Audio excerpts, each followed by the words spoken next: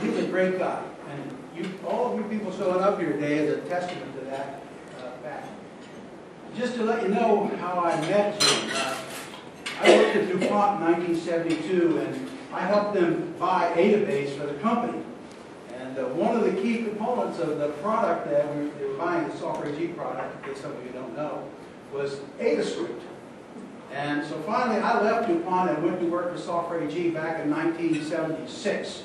And Jim was busy working there, and part of what I had to do was I had to develop a thing called a data dictionary.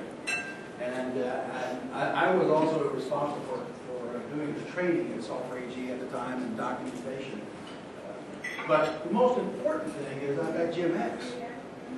Okay, and I worked with Jim for the 3 years that I was there off and on, and I loved the way he did his work. He'd come in at like 4 o'clock, and you know, we were all leaving, or some of us were leaving, but some of us, like Jim Forstell, was working until midnight, and Jim worked right on. I don't know when he quit. Maybe he never quit. Maybe he went home in the morning. I wasn't real sure. I asked him one day, why do you do that?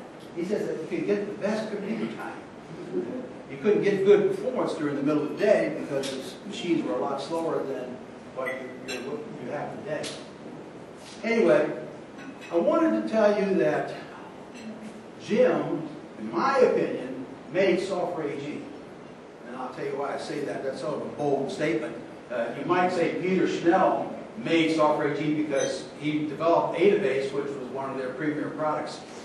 And you might say that John McGuire made Software AG. Well, he did.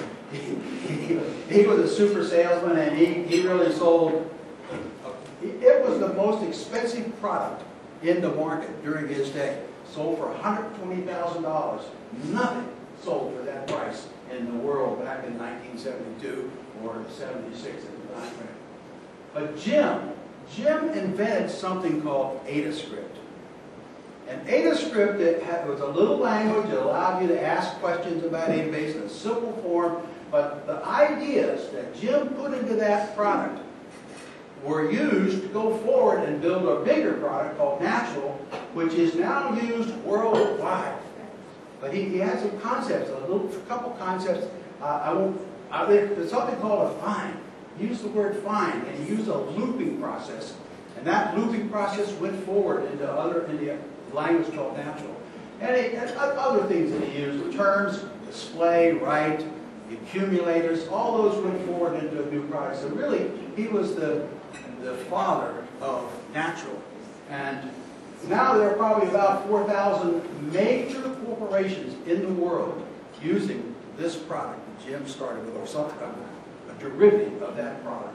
And it was his invention, his concept that brought it forward.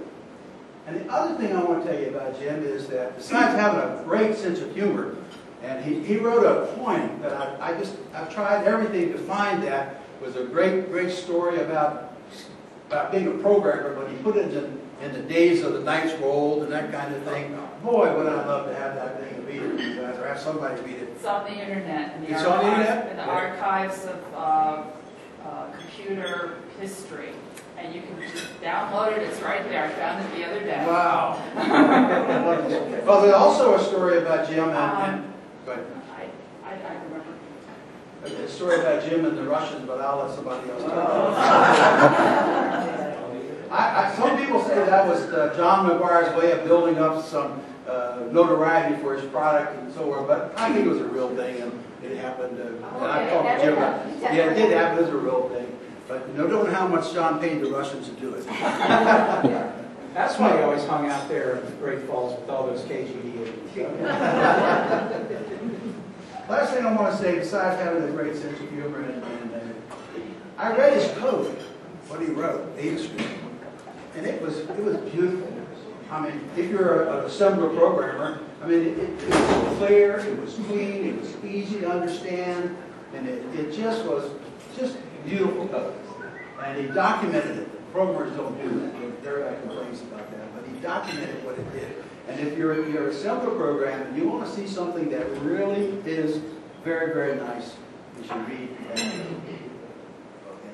Anyway, Jim was a great guy. He was humble. Nobody talked about Jim, and he didn't talk about himself and sing his own praise. But I'm telling you, this is one of the major reasons that Sulphur AG was successful today and has the success that they have today. So, I mean, and that's how I see Jim Addis. So thank you very much. Thank you.